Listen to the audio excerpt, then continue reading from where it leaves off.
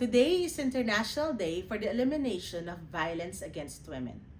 This day marks the start of the United Nations 16 Days of Activism Against Gender-Based Violence, which runs until Human Rights Day on December 10. I would like to take this occasion to reflect on our collective efforts as an organization to end gender-based violence. Let me begin by highlighting that as part of our long-held commitment to address gender-based violence in Asia-Pacific, earlier this year, IOM launched its institutional framework to addressing gender-based violence in crisis, inviting countries in the region to scale up their capacities and programming to adequately tackle gender-based violence.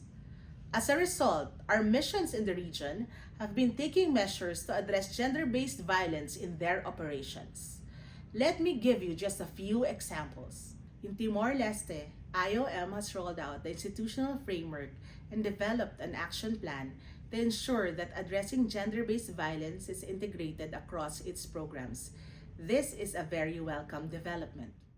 In Cox's Bazar, Bangladesh, IOM has been strengthening the response of humanitarian staff in mitigating gender-based violence risks, responding to survivors and addressing the root causes of gender-based violence. Notably, we have continued promoting women's economic empowerment in countries that experienced a sharp escalation in conflict and violence in the region.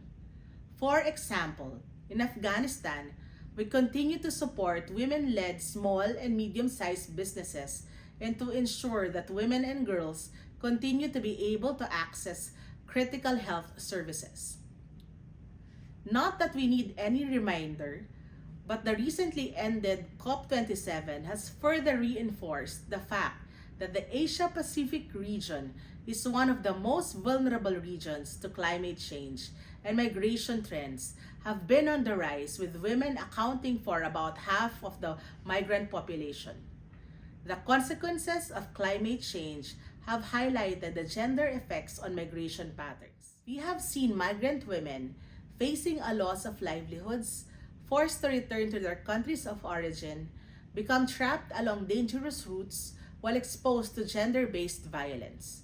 To address the gendered effects of climate change, IOM has been working closely with national authorities and humanitarian practitioners in Bangladesh, Fiji, the Philippines, and Vanuatu in the integration of gender-based violence risk mitigation measures in emergency preparedness and response to disasters.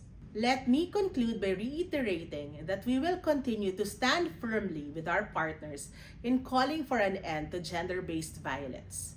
Together, we can end gender-based violence.